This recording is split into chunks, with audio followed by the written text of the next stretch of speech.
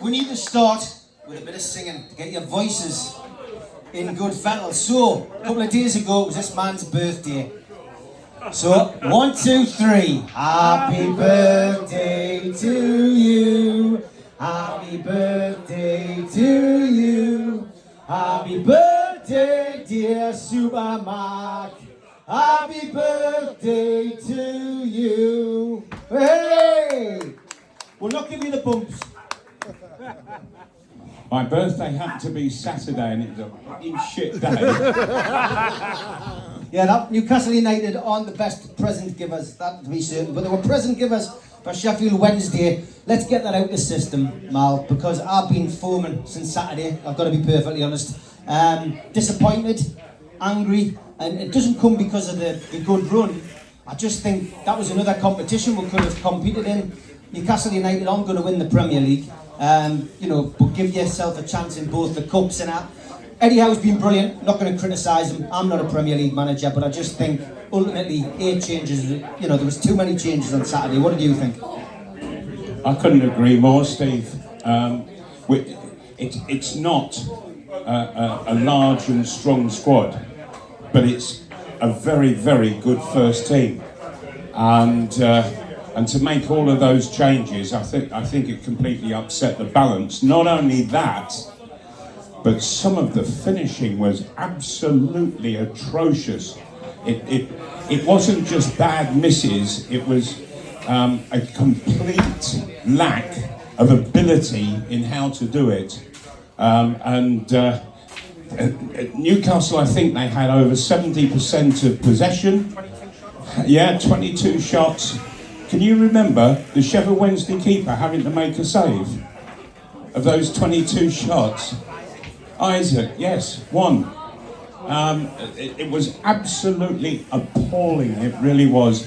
And no, I don't think we can put blame onto the manager, but I think there is a bit of criticism that he went too far with the weakening of the team that actually went out and started the game.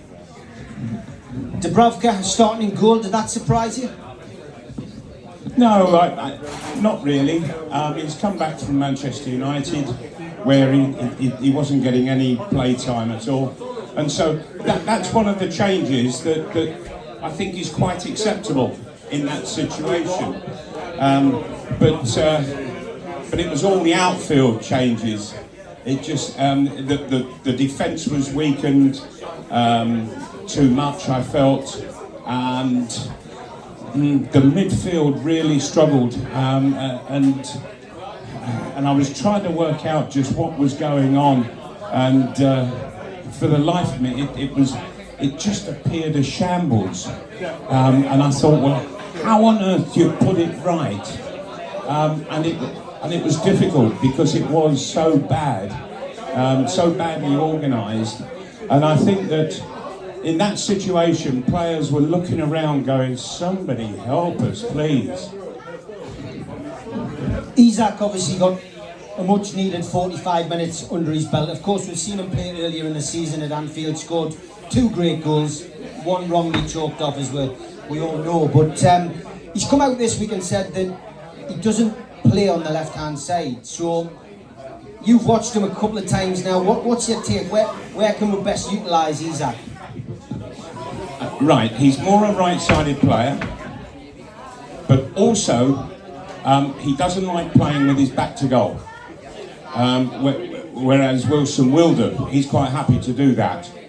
Isak wants to be coming onto the ball facing the goal, and so he is better playing slightly deeper of a man in Wilson's position, be it Wilson or whoever, and so knockdowns are into the path of Isak coming onto it, and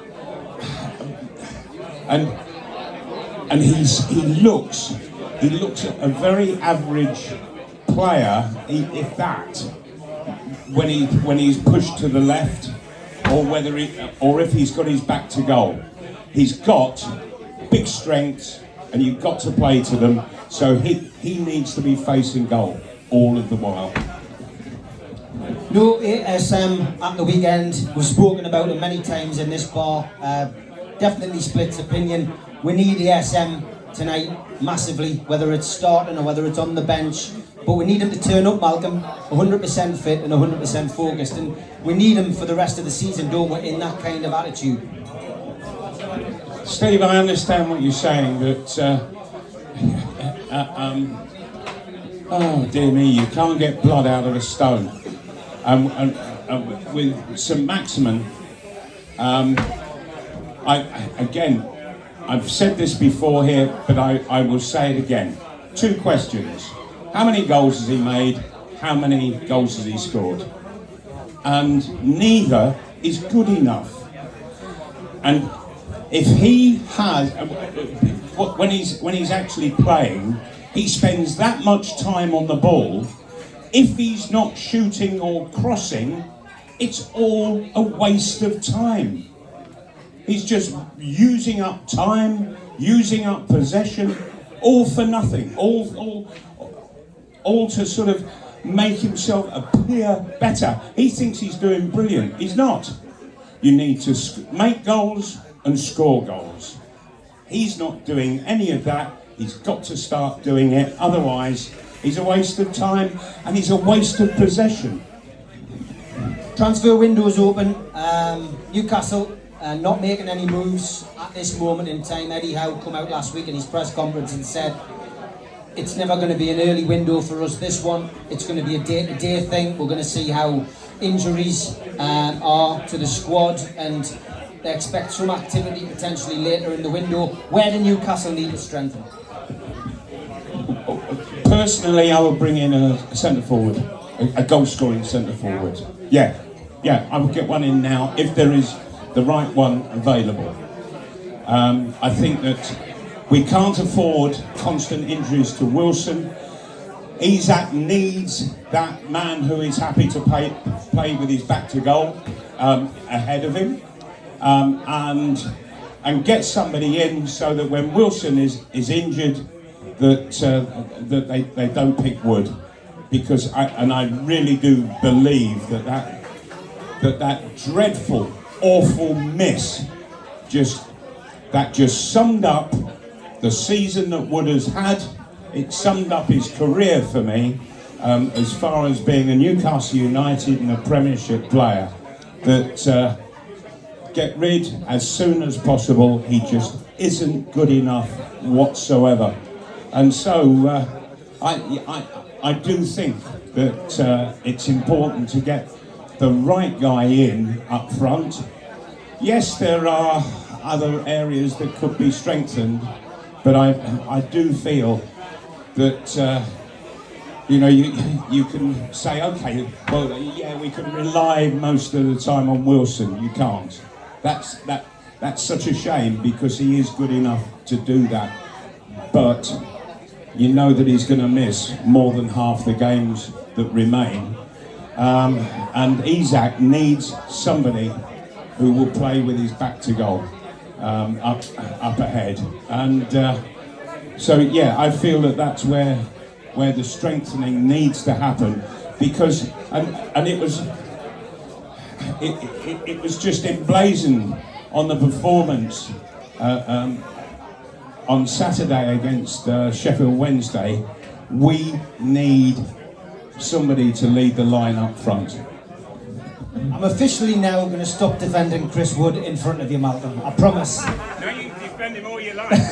No, I can't defend it indefensible anymore. Leicester City then. Newcastle played them a couple of weeks ago, came out 3-0 winners at Leicester. That doesn't mean in football, Malcolm, this is going to be an easy game tonight. I watched the manager of Leicester stood on the sidelines, and Newcastle were just mesmerising the whole of the Leicester team, and him as well, him included. And since then, that has been his excuse to kick everybody's backside and look to get everybody playing. So I just hope it doesn't counter against Newcastle tonight, Newcastle are a better side. I hope we are not going to mess about with team selection. We pick the strongest 11 possible and go out and look to win the game. We had a great start at Leicester to the match.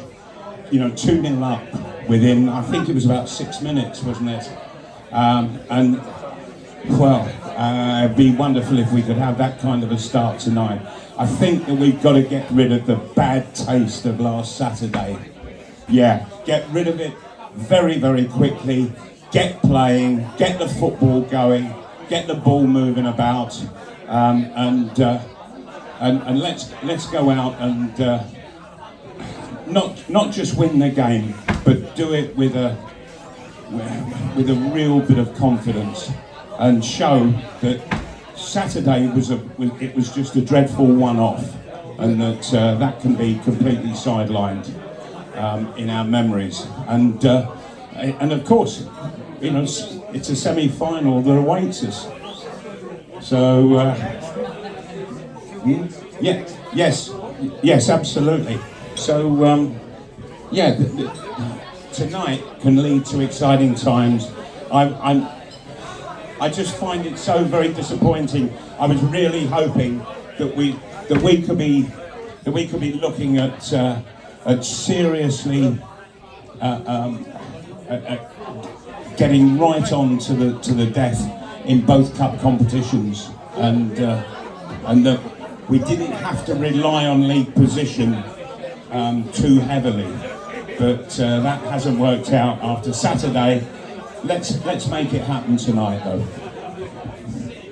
Rumour has it that ASM and Isak should be on the bench tonight. That's a bit of strength and depth, isn't it? And ASM does tend to play better as an impact substitution at times.